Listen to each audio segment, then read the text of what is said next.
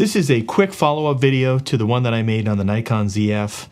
If you haven't checked that video out, I will leave a link to it up here, but that was just my initial impressions in video. And one of the recurring themes that kept coming up in the comment section for that video, it's really twofold actually, but the biggest one had to do with auto ISO. And that's what I'm going to cover here in this video. But in addition to that, a couple of people chimed in and had some specific questions about the highlight warning in photography mode. So we'll talk a little bit about that as well. Let's first start off with auto ISO. So auto ISO, I mentioned in that video that the implementation of auto ISO with this Nikon Zf is probably the best that I've ever seen, but I want to spend just a few minutes showing you how I have that set up in my camera so that you can set that up in your camera as well, because I do find that it is really, really efficient. So let's just take a look here real quick. I'm going to go into my menu and I'll go back up to the top, and you can see here in the photo shooting menu under ISO sensitivity settings. So right now you have two different options. You can either turn the auto ISO sensitivity on or off, obviously. And if you have it off, then you can control it with your dial itself. Let's see if we can focus there. Yeah, so you can do it on the dial.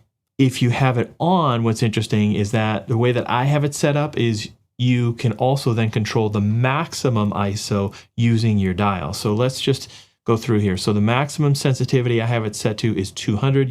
That is the lowest that you can go. You can't go to 100. Although if you have auto ISO on and you're in a situation where you've got tons of sunlight and you've got a fairly slow shutter speed, it will go all the way down to 100 in the event that it needs it.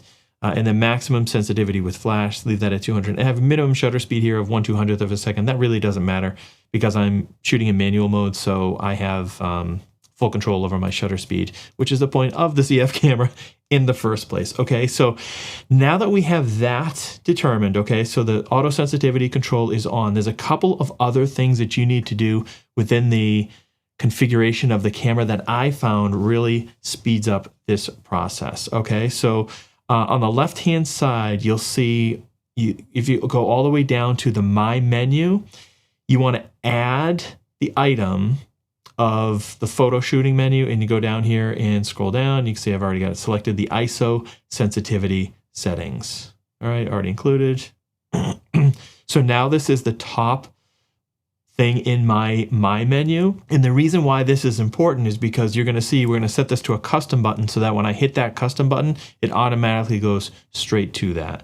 So go back to edit, or go to edit, I should say, your custom settings menu, and you're going to go under controls, and you're going to go to custom controls under the F2, and you can see here that I have this top button, this like record button. That's normally the record button. It'll focus, maybe. Yeah, this top record button. I've got that set up to access the top item in my menu. So this is really, really handy. Again, this is the fastest way that I find to get to my menu. So now I'm just going to show you here when I click on this button, which is previously the record button. When I click on this, it immediately brings me to my settings.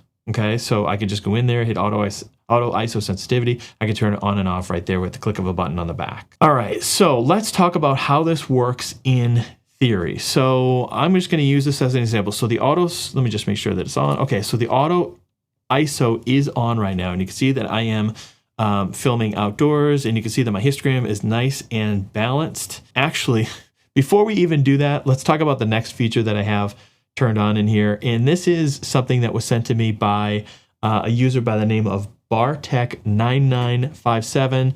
Not sure who you are, but thank you so much for chiming in the comments, talking about a picture profile that you can load onto the Nikon Zf that will allow you to essentially see the highlights. Now, the only drawback with that is it does get baked into the JPEG when you view it on your camera, but that's not a big deal for me because I shoot RAW anyways. So when I import it into Lightroom, that is gone. So I just have it. I have another separate. I think I do rich tone portrait or something like that when I import them into Lightroom. So that black display goes completely away. But in terms of just like what it allows you to do is basically have that highlight warning without having to do anything else within the camera, which is, again, incredibly helpful. That's the one missing feature on this camera that I talked about. And now that I've loaded this custom picture profile, it has solved that issue for me. So I really have no complaints about this camera. Anyways, let's get into it. Let me just show you how the auto ISO is working.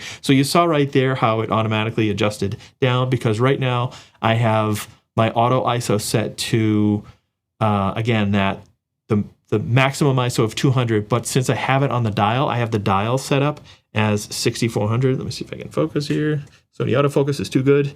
So I have it set at 6400, so it's going to go all the way up to 6400, and you will see that here very shortly. So right now, again, I've got this at 1/500th of a second, and you can see the auto ISO is bouncing around between 160, 120, 250, right? And now, as I speed things up, you can see the ISO is going up, right? 320, 640, 1600, 4000. So it's going all the way up to probably the maximum. No, that's the max shutter speed there at 1/8000th of a second. But you can see what it's doing, right? It's automatically adjusting the ISO based off of the shutter speed, which again is what you want auto ISO to do. Now let's talk about this highlight warning. I can now have the ability to see if I'm overexposed. So I'm going to go in here and I'm going to slow down my shutter speed, and you can see that there is some black starting to appear in the sky.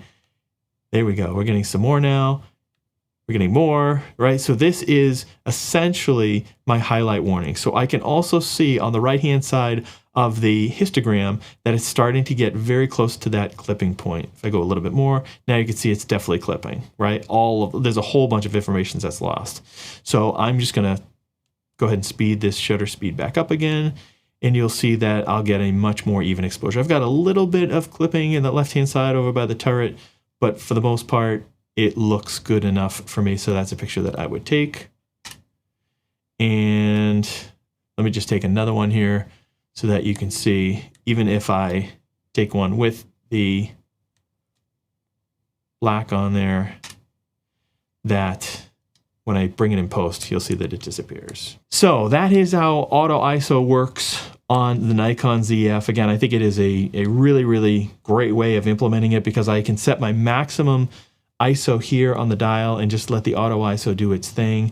And if I want to take further control, I can just dial it down to, say, 400 or 200 or even 100 and just keep it at that, and then it won't go above that, even though auto ISO is on. So it's really, really handy. It's such a great feature, and I'm really digging it. So anyways, those are my findings so far on the Nikon Zf. I hope this was helpful. If it was, make sure you smash the like button, maybe leave a comment, and subscribe to the channel for more content like this. Thanks for watching. Take care.